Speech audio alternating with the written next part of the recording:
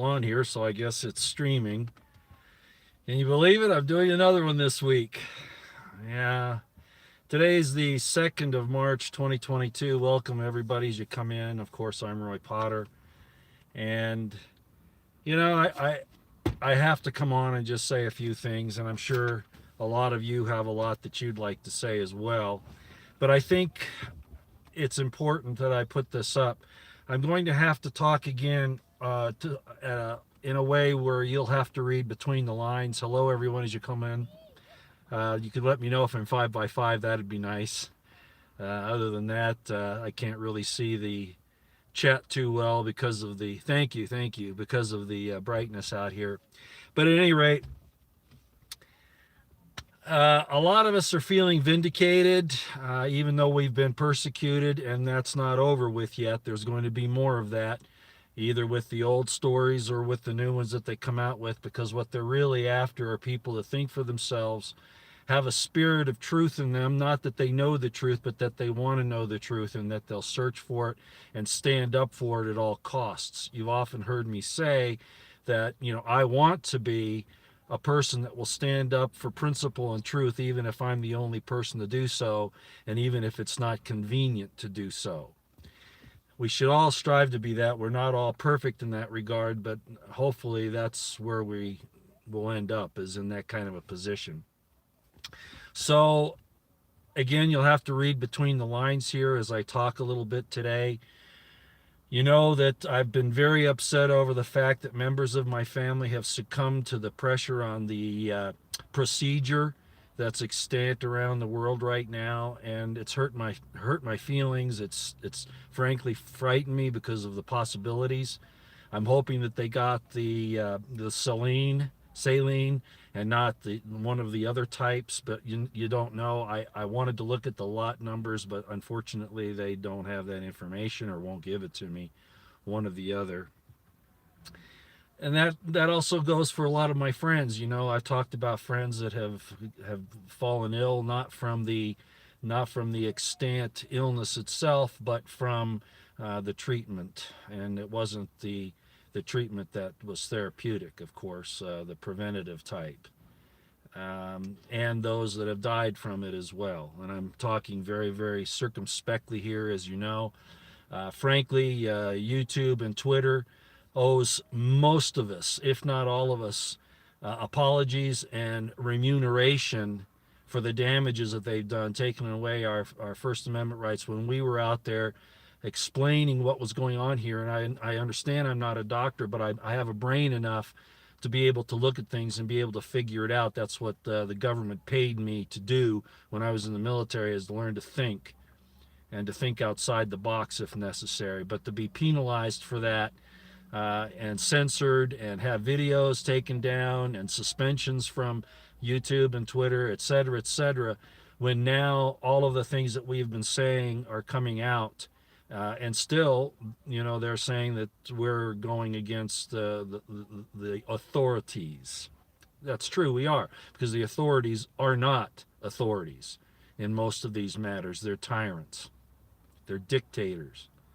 Their own science they deny, and say that science has to be belief in the person, not in the actual scientific method, which they have rebuked by and large, the scientists that have been behind this. A lot of good scientists and people have been standing up for the truth, for a dialogue, a debate, which now, as I've explained, has come out.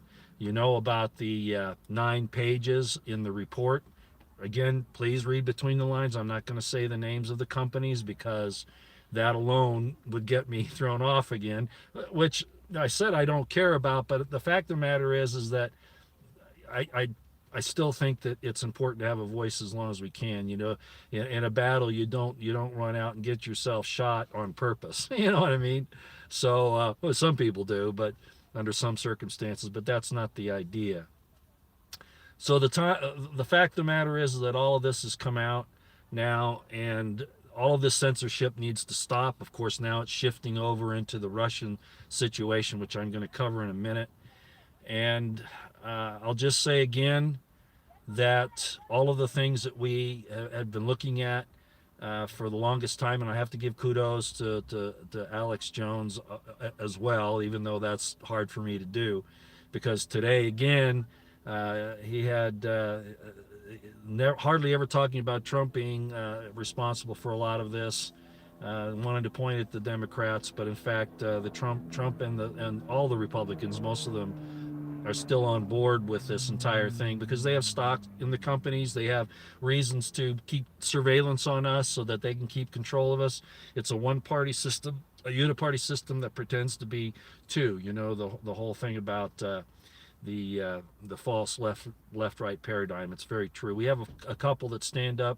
Representative Massey has done an excellent job on all of this, on all of the issues, but almost no one else has. I appreciate Senator Ron Johnson as well for at least his willingness to look into the health issues, so to speak. And I could go ahead and name a lot of other people, but I think you all know where I'm coming from. The fact is, this has been a war on mankind. This has been a war on us, the people, and a lot of us are going to be very, very ill in the very near future who have succumbed to this. And we also know that there are certain individuals that have been behind this, that they want you to receive the treatment even without getting the GMI, and they've engineered it to do that. So we're going to have to be very careful. The fact is that the warning that will have to come out of Babylon, rather than take part in her plagues, might actually be literal in the fact that we might have to separate ourselves from these people who have been genetically damaged and changed. This is very, very bad, and I'd love to get into the spiritual side of this, but I don't want to bore people today. The fact of the matter is that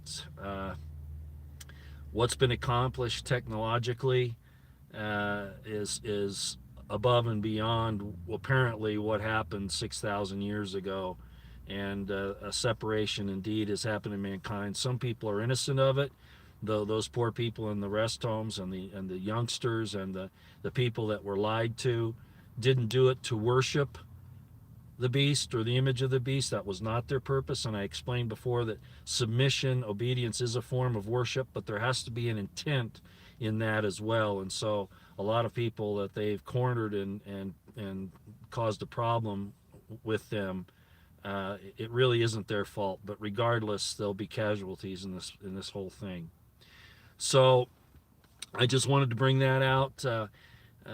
First of all, because it impacts a little bit on my analysis of what's going on in this war between Russia and Ukraine. And I want to move to that subject now and explain that Tucker Carlson had retired Colonel McGregor. I think he's had him on a couple of times now. Colonel McGregor is giving, in my estimation, the best analysis of what is going on and why. If you've listened to him on Tucker Carlson, I would say that I am of the same mindset, and my analyses are the same as his primarily. I want to mention General Petraeus because General Petraeus, as usual, and again as anticipated, is engaging in the propaganda, is engaging in misinformation, and he shows what team he's on, and it's not yours. I think Colonel McGregor is being honest and giving the best analysis that I've heard on the mainstream media about this entire thing, of all the ones that I've heard. So if you know anything about Colonel McGregor, you can look up the Tucker Carlson interview with Colonel McGregor and see what he's saying, and I think he's right. So now let me transition over into my estimate of the situation as far as I see it at this point. You've heard how I was talking about before that if they pushed, that I didn't think they'd really want to go this far, but if they do, that the Russians will kick butt, okay? Basically will kick butt. And people were saying, well, no, they're losing. You know, we're getting all this propaganda out of Ukraine and from our Democratic and Republican leaders, both, because they want to get into a war to kill your sons and daughters. That's still part of the program, along with this procedure that we've had over the last 2 years. They're evil, evil people, and they need to be taken down, all of them.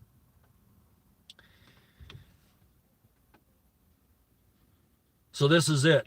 As I explained, in Soviet doctrine before Russia became a free state again, and they're not out there to take freedom from anybody. This is all baloney.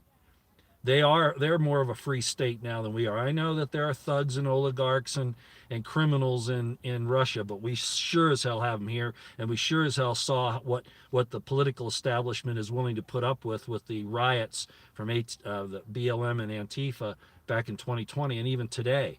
And yet you stand up for your rights and you're considered a terrorist, right? That's not the case in Russia. Yeah, there are people that are against this war that Putin is waging against Zelensky and Ukraine, but by and large, they're permitted to do it. There have been some arrests there, but we really don't know the details of that. My gut feeling is there was probably more that was happening there than we're being told. But we've seen some very large groups of people standing up against this. But my information is that the Russian people are standing behind Putin in this effort. I think because he has taught those people that marriage between a man and a woman and having children and being believers in God. Now they push, of course, Russian Orthodox Christianity, but regardless, there's been that effort there. You look at the United States, and what are we pushing? You know, the transgenderism,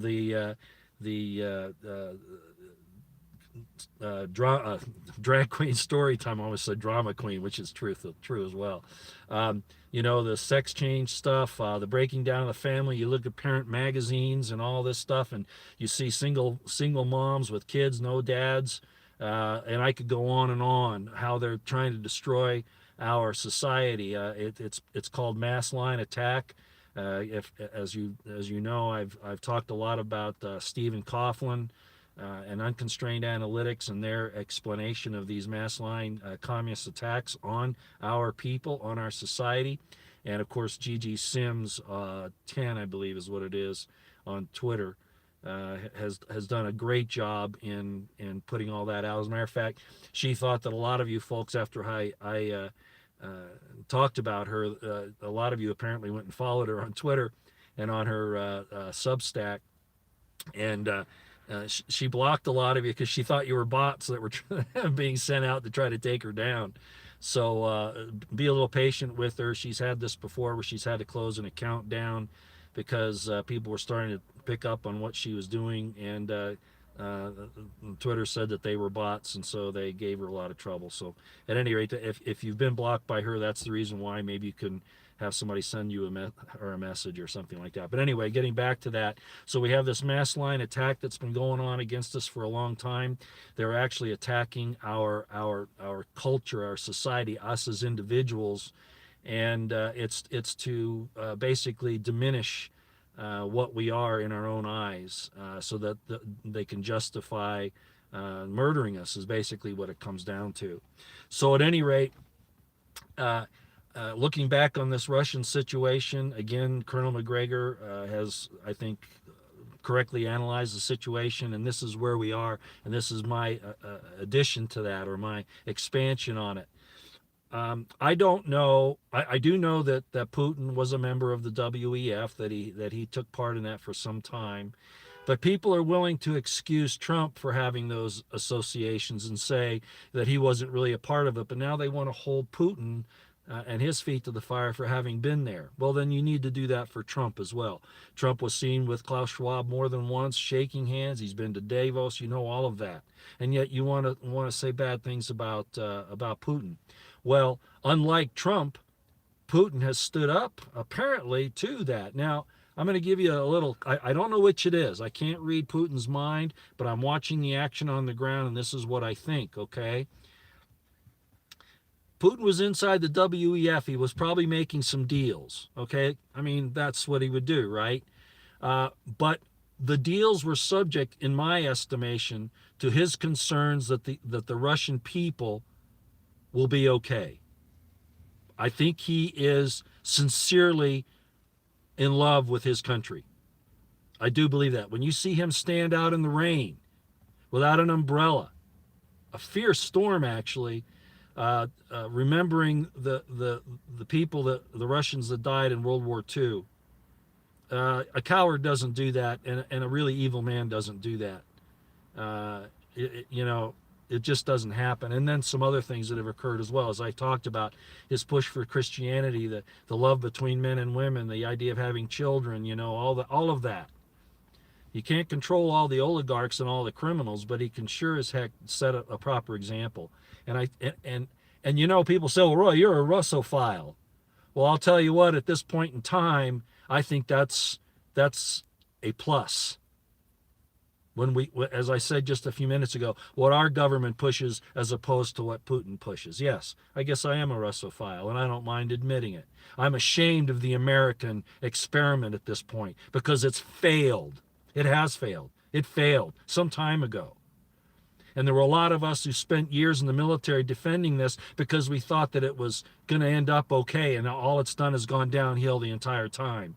And yet we're supposed to be loyal to it still when it's betrayed us. That's not treason. It can't be treason at this point anyway, But that's not betraying our country. That's saying that the country betrayed us, and that's exactly how it's been. Our country has embraced death, has embraced reversing course, has embraced lawlessness, has embraced godlessness. Russia hasn't. Quite the opposite. So we've become the enemy that we supposedly fought, from World War II on. We've become worse than what the Soviet Union was. And that's pretty common in history, that the victors become the same as or worse than the vanquished. Happens a lot. So at any rate, I'm not sure whether Putin made deals that he could go into Ukraine and that they would leave him alone and put up a big saber rattling thing to make it look like they're against it. That's possible, but I don't think that's what's happening. Because Ukraine has been for some time the money laundering nation for all of the corrupt politicians in the Western world and elsewhere. We saw what Hillary Clinton did, what the Bidens have done. Okay? We know about all those things. So my estimate of the situation is this, that Putin was upset about NATO and the West violating the Minsk Accords, where NATO agreed that they would not move closer to Russia's borders or put weapons on their borders, and that Ukraine would remain neutralized or neutral. And that's all been violated like we do every time. We violated all our treaties with the Native Americans. We violate our treaties with impunity and agreements with impunity because we lie. I'm not saying all Americans, but the people that get up into power seats do. So I think Putin looked at this and realized that Russia was in danger. And more so, he realized the corruption that's in Ukraine and that it is the hub it's one of the hubs for the WEF and for corruption out of a lot of nations to launder their money and steal from the Ukrainian people. And I think being inside the WEF and the New World Order, he knows their program quite well. And it's my estimation. I could be wrong. Maybe I'm projecting a goodness on Putin that he doesn't deserve, but I'm looking at the actions, at what's happening. And no, I don't think he's an antichrist, okay? He's not the savior, the antichrist, okay? He's not the one that's going to come and save us as far as the antichrist and fool us. No, I don't believe Putin is that person for a lot of reasons. But what I do think is that he sees this thing and that he realized that, especially in the Western world, there are no people that are standing up for the truth and exposing this.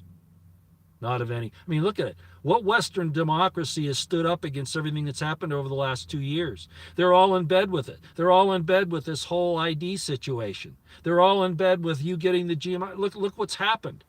Now people say, well, Russia has their GMI. No, it's not a GMI. And those of you who don't know what I'm talking about, maybe somebody can explain the difference on here so I don't get into trouble about what a GMI is, and much more importantly, the difference between a GMI and a regular, okay? Because there's a big difference. And Russia had a different thing altogether, and so did China for that matter. because they knew better. And it's interesting that none of our politicians, at least not most of them, some have taken this thing, but most of them are exempt, as our cops, as our, all sorts of things. Not the military. Our military is going to get sick. Bad, bad, bad. But anyway, so Putin sees this thing, and I think he just decided that he was going to take down, not just because of the Minsk Accord situation where they violated that, but his concern with the Eastern Ukrainians, who are by and large Russian-speaking people and want their disassociation with the main country to be absorbed by Russia. And I knew this was going to be a flashpoint, but and I didn't think Ukraine would give in, but I wasn't quite sure exactly how it would come down. So I think Putin's being honest. I think he sees that this is this is my take. I could be wrong. Again, I don't consider him the AC. I don't consider him a savior. But just like in the Bible, where the Assyrians were used to punish Israel, it could very well be, because this is almost the same area of the world, that Russia is being used to punish the Western democracies that have lied and pretended to be something they're not, and have this corrupt regime in Ukraine that they can use, as we've seen with the Bidens and Hillary and all of that, and Soros. He kicked Soros out of Russia. Putin kicked Soros out there. Maybe this is a follow-up. Okay? So I'm not holding Putin up as some savior. I'm not saying that. I'm saying that I think he's a guy that sees that, yeah, he might have some aspirations in becoming known as a great world leader. Okay. But taking, and the evil, remember, one of the concepts is the wicked will take out the wicked, right? The scriptures say that the wicked will destroy the wicked. So God's going to allow them to do this, whether Putin's a good guy or not. Okay? So our situation is that we don't get involved in the fray. We stand on principle and principle alone. I do agree that if Putin's there to take out the corruption in Ukraine and in the New World Order, I'd back that up. Does that mean I'd go fight with Russia? No. It's not my fight. Right? However, dividing this thing very closely, we see that possibly Putin is doing the right thing. Will it save the world? No, because the Western democracies will continue to abuse us as part of their system. They'll keep abusing the people because that's what they are. But we can use this as an example to reveal. Remember, the apocalypse is the reveal, is the awakening is another term for it. That's not a new age term. It's talking about what's happening right now, that the evil is being exposed. So I think Putin's doing that. Now, as far as the tactics are concerned, I explained some time ago that Soviet doctrine was that they send in their least lethal units, basically their cannon fodder, first through the Fulda Gap if they were going to attack. That's in Germany, near Baumgarten, Germany. I'm sorry, Baumholder, Germany. I get the name Baumgarten was a friend of mine, so I throw that out there. So Army officer, as a matter of fact, Baumholder, Germany. Anyway, Fulda Gap was where we thought the attack would come, and we knew from Soviet doctrine that they'd send basically the first group to come through would be the Bulgarian forces. They were the least trained and least well equipped, but it would basically wear down the American and NATO forces, reveal their positions, their disposition, so that the next wave would be the next echelon up in lethality, and then the final wave would be the really bad one from Russia, okay, the really elite lethal units. How do I know that? Well, because I was part of it, right? We knew that doctrine back in the 80s, 70s and 80s, etc. And I was involved in actually getting Bulgaria into NATO. A lot of you probably don't know that. People say, oh, gee, if it's not in your OER, in your records, it never happened. There are a lot of things that you do in the military that never make it into your records. I don't care what anybody tells you. I went to Bulgaria, I will tell you that, and we evaluated the Bulgarian army and decided actually initially that they weren't NATO capable because their equipment and their soldiers and their training was subpar. But those are the ones that Russia was going to send through the Fulda Gap first. What we did end up, what we ended up doing for Bulgaria is I was involved in training the Bulgarian army to bring them up to NATO standards. Yeah, that's right. And brought them to a place called Camp Butmir. You can look it up, which is the NATO headquarters in Bosnia Herzegovina. And they became, Bulgaria at that time became the chief security for Camp Butmir and NATO headquarters in Bosnia Herzegovina there. You can check that and you'll see it's true. I'm the one that did that.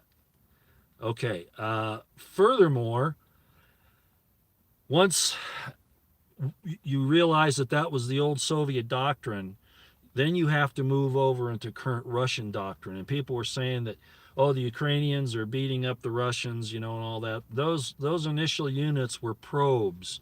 They were checking things out. I hate to say that they were suicide missions, a lot of them, sacrificial missions, or ones that they could afford to lose. And I hate to use that term because human life is precious, but nevertheless, that's what that was. And then we saw it step up a little bit. We see no real air power from Ukraine, which is the reason why now that 50-mile convoy, Russian convoy, was able to move down those highways unimpeded. Apparently, they may have suffered a few rocket attacks or whatever, but basically Russia maintained air superiority, also with their anti-aircraft weapons and whatever. And now that entire column is now posed, has been deployed against several cities. Kiev being the most important one. Now they call it Kyiv now. Seems like to me that's some kind of a new, modernization, or everybody's talking about Kyiv now. I always understood it to be Kiev, but whatever. So why? I mean, during the Gulf War, the first Gulf War, and I mentioned this the other day, when the Iraqis were headed back north on the highway, on the Hell Highway, on the Death Highway, basically thousands and thousands of Iraqis and all their equipment were bombed to death because they were in enfilade. Enfilade is in a line, and you've got your firepower here, and they're in line, and you just move right up the line. That instead of doing this, you're just doing this, and it's very deadly. Well, they could do that to those Russian troops when they were coming down. It didn't happen. Why? Well, NATO might be afraid of starting a nuclear war, but I suspect that there's probably something more going on there. Whatever that is, whatever Putin told Biden and whatever Putin's put out that we don't know about, he's willing to go the next step. And he's pretty much said that, right? You want a nuclear war? Well, let's go to it. Let's do it. So maybe NATO blinked, I don't know.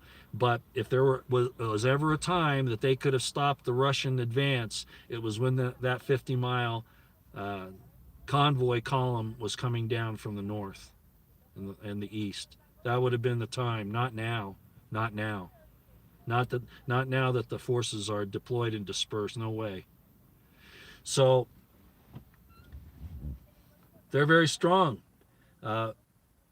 Petraeus lied, used propaganda to bolster American support and to think that we're the badasses and to give the Ukrainian people the wrong intel. It's all propaganda. Colonel McGregor's got it right. What can we expect from here? Russia's going to take Ukraine. A lot of people are speculating that now then he'll do like Hitler and he'll go into Poland, and then he's going to go into Sweden and Finland. I don't see that happen. The Russians are very they're a tribal type people. They don't really have any interest in Poland. They don't have any interest in Finland or Sweden. The Finnish are closer to Hungarians. Matter of fact, their language is Ugyar, I think is how you pronounce it. The language in Finland is pretty much the same as in Hungary, Hungarian. So they're not really interested in that. But Ukraine has always been Russian. It's always been part of the Russian thing, as those of you who have studied history know. And then, like I said, it's so corrupted, and it's one of the headquarters for the WEF, which now apparently, Putin's opposing. The banking system is shutting down, supposedly not letting Russia into the banking system, sort of like what they did to Iraq and what they've done to Syria and what they did to Libya, et cetera, et cetera. They're now doing to Russia. Well, that might hurt Russia initially, but they'll be okay because they can issue their own things. Plus, they'll deal with China. We've just pushed Russia and China closer together because of our stupidity and our lust for power and to take down mankind.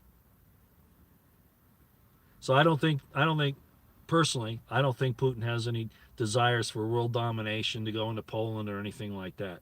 He's interested in securing his borders, something that Biden is not, despite what he said in his State of the Union speech last night. If you heard that thing, the whole thing was a joke. It was embarrassing. I'm not going to get into that enough. I'll leave that to everybody else. But at any rate, Putin wants the eastern part of Russia, those two areas that want to secede from Ukraine. He wants to give those people that chance. And now, since Ukraine wouldn't bend, he might just take all of Ukraine. He just might. And he's in a position to do that. And NATO can't do a damn thing about it unless they want to push the nuclear buttons. That's where we are. I told you Russia was badass. We don't stand a chance against them in a fight. Technologically, maybe. I'm not even sure about that. You might remember, and I talked about it at the time, and I've mentioned it several times before, China penetrated our electronic security back in 2013, 2012 or 13, when that missile was fired off the coast of LA. It was about 2 miles off the coast. The missile was fired out to the Pacific, and the government was trying to say they didn't know what it was. Oh, it was probably a firework fired from a sailboat or whatever. No, it was a Chinese submarine that had penetrated our electronic defenses. We are not technologically as far advanced as our people would like to make you think. Most of the money that goes in the military-industrial complex is siphoned off, stolen, and used for black ops and for their comforts. Oh, I'm not saying they don't have, the military-industrial complex making weapons and things like that, but do you really honestly think that the quality control is really all that good when they're stealing the money from you? No, it's not that good. Look at the Humvee. When the Humvee first came out, it was a pile of junk. But we had one officer sink it. I don't think the officer did it on purpose, but sank it in a river bottom. That's another story altogether. So anyway, that's my estimate of the situation as it stands right now. It's sad that that Western democracies were willing to sacrifice the people of Ukraine. They could have made these agreements and kept to it, but they didn't. And now a lot of innocent people are dying. Do I blame Russia for that? Not in the least.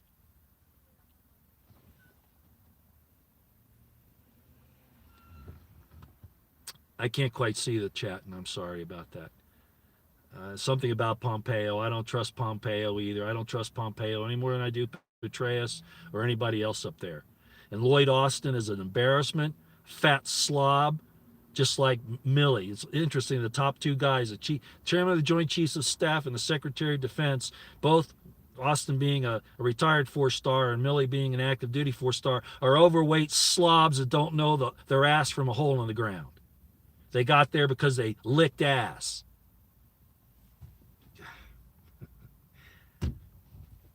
Sorry, I shouldn't get vulgar like that, but I'm just so disgusted with the American situation, what they have turned us into. All right, I wanted to give you that kind of upgrade, or that catching up of where I think things are. Not that my opinions really matter that much, but just remember I've been there and I've seen it, firsthand, up front, up close. So I'm commenting on it from that point. When people like Petraeus and those other guys were saying the Ukrainians were kicking the Russians all over the place and the Russians have low morale and this and that and something else, all trying to, they know better. They know about the Russian doctrine.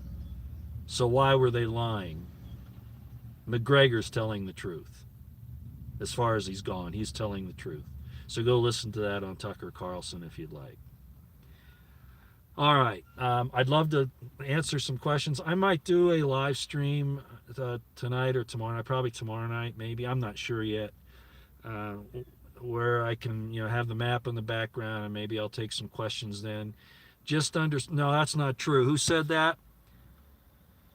Rolf Steiner, Ukraine destroyed 20,000 Russian tanks yesterday. Bullshit. Bullshit. Bullshit. All right, I'm just gonna say it. That's bullshit. You're a Petraeus. You know how Petraeus is the grand commander of Afghanistan who did the thing. You know how he did it? He paid off the criminals, right? Just like they're doing around the country now. The Democrats are paying the criminals not to do crime, not to do armed robberies. Well, that's what Petraeus did to the Taliban. He paid them American money. That was the surge? Come on, guys. They didn't destroy any 20,000 tanks. I'll bet you they haven't destroyed 20 of them. The Russians are sophisticated. You just don't know that because you're thinking back like I did. When I saw the Bulgarian equipment, I was going, wow, this is bad. I mean, I can't even describe you. They had vehicles that were painted up and looked real nice. You open the hood and there's no engine. I'm not kidding you. They were out on the firing line, right? We were testing their marksmanship skills. And I was watching as these soldiers were shooting on the line, on the firing line, and the targets are going down and they're not even getting hit. You can see the rounds hitting in the dirt. So I went up into the control tower and I caught the guy up there. He was pushing the buttons to drop the targets to make it look like they were hit. They were lying to us, and they got caught. That's how bad the Bulgarians were. The Russians may have had some trouble, but they're not like that now. And the situation in Afghanistan that they left, they didn't really leave because they couldn't fight. There were other reasons why they left from Afghanistan. But in this type of warfare that they're doing now, they're better at it than we are. Remember, you talk about the Russians leaving Afghanistan with their tail between their legs. Look what we did under Biden and under Milley and under Austin just last winter. Remember that? Or last spring, rather. We left there, left our dead soldiers who shouldn't have been there in the first place, and left them billions of dollars worth of equipment. The Taliban. Bagram Air Base gave it to them. And yet we want to say the Russians? Nobody in their right mind goes into war in Southeast or Southwest Asia. You're crazy. But this type of warfare that's going on right now, Russia's taking out, like I said the other day, he's going to go into Kiev to take out the command and control, the communications, the logistics, those things. That's exactly what he did. Took out the communications towers, the television stations, command and control. If you don't believe I said that, go back. I think it was 2 or 3 videos back. I talked about that. And a lot of this I was putting on Twitter until I got suspended from Twitter for saying something to Ted Cruz. Ted Cruz deserves to be tarred and feathered. All those guys lie. They're all nothing more than propagandists and opportunists. They don't give a crap about you. They only care about their bank accounts and their position at the table at the end of all this. That's all they care about. I don't even trust Rand Paul. Ron Johnson, Thomas Massie, I'd like to say Marjorie Greene, but I'm not sure. I'm going to stick with those two right now. Those are the only two I really trust at this point. Massie and Johnson. That's all I trust at this point. We'll see. But until they start coming out and demanding that this fraud that's been perpetrated on us the last 2 years, and that's what it's been, as a fraud, therefore any type of immunity is done. It doesn't exist under fraud. People need to go to jail. A lot of them, including politicians, governors, bureaucrats, corporate heads, scientists, doctors, hospital heads, CEOs. You know, Lindsey Graham and some of these other people have, Biden has pushed the privatization of the prison system, and they like to make everyday human activity crimes so that they can put people in those prisons. Well, now you butt heads, you've got all kinds of people you can throw in these prisons, including yourselves. Yeah, that'll happen, right? Yeah, who's going to prosecute him? I'm not stupid enough to think that that's going to happen, okay? We're too far corrupt. The United States needs to be destroyed. I'm sorry, ladies and gentlemen. Assyria needs to take out the United States. We have to take this thing out and start from scratch. It's too corrupted to save. Pockets here and there, maybe. Most of the states aren't up to it. I'm not even sure most of the counties are. There might be a few here and there, but a single county or even a group of counties in a state that want to stand up against the corruption, they're going to have a hard time. This is going to be nasty. If you don't understand what happened in the Yugoslavian war in the 90s, where Yugoslavia was broken up into like 5 or 6 different areas, Montenegro, Kosovo, Bosnia-Herzegovina, Serbia, which was called the former Yugoslavia, Croatia, and I'm forgetting a few others. Neighbor against neighbor, people that had lived together for decades and even generations were killing each other. That's coming here. And your wondrous leaders like Trump and Biden that get up and say all this crappy rhetoric are going along with it. They're not necessarily the ones that are causing it, but they're not saying anything to stop it. They're not doing anything to stop it. All right. Well, that's all. I've been ranting and raving for what, almost 45 minutes now, so I'll go. But I wanted to, again, I like to tell you what I'm going to tell you, and tell you what I told you. Russia's not being defeated in Ukraine. There's something going on that NATO has not acted when they had a chance to take out that column and enfilade. They didn't do it. It's too late now. Too late now. It's not going to happen. There might be a constant guerrilla war going on in Ukraine for quite some time. Because people there, we're standing up for freedom and we're standing up for our country. No, you're not.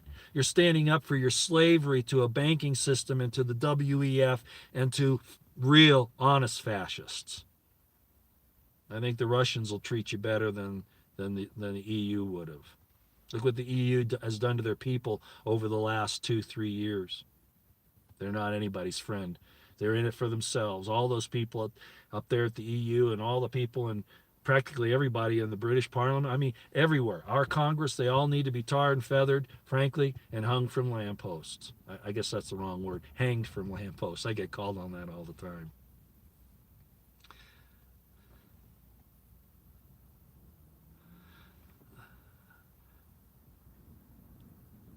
Okay, it's hard for me to see this, so I'm going to go ahead and go. So again, the WEF, I think Putin's trying to take it out so that he has some control, not just on his border, some safety there, a buffer zone, but I think he's turned on the WEF at this point. Okay, I think that's what's happened. I think he realizes the danger of it. He's not going to be defeated in Ukraine, not now.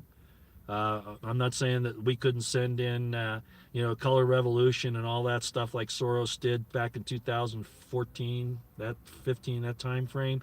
Not saying that couldn't happen, but as far as the military operation, he's not going to get defeated. And if we got involved, we get our butts kicked. And they're prepared to do it to us.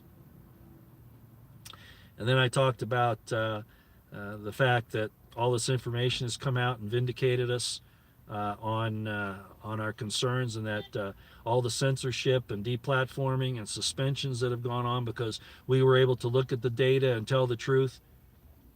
These big platforms like YouTube and Twitter need to apologize to us. They're not going to do it. Don't think that I'm that ignorant, right? I'm not that naive. Apologize to us and reinstate all of the things that they've taken down, but they're part of the effort to destroy mankind. They've admitted it. They worship AI. They said AI was going to be their God, right? And they're going to plug into the AI and be subjects of AI. They're going to be gods in the silicon world. I don't want to do that. I like God just the way it works. I like being a man. I love women. I love children. That's what we are. That's what we were made to be. All right. Y'all take care. We'll talk to you later. I'll try to do a live stream where I can interact with you a little better. Probably tomorrow night, I'm thinking, but I'm not sure when I get a chance. All right. All right. Thanks for coming. I know I'm pontificating and cogitating and lecturing and all that, but I was just very proud of Colonel McGregor that he would tell the truth on this. And it didn't surprise me a bit that, hi, Liza Jean. Haven't seen you in a while. Well, you haven't seen me in a while either, have you? um, I wasn't a bit surprised to see Petraeus pull the old CFR, Council on Foreign Relations, destroy America, and that he's gonna force us to go into the North American Union or whatever. Petraeus the betrayer, yeah, that's him. I couldn't stand him when I worked for him. And I'm not going to tell you why, but there were a lot of things that happened. I disrespected him as far as I could without getting in trouble for insubordination. I disrespected him every chance I got because he's such an ass. Do you hear that, General Petraeus? Y'all take care out here.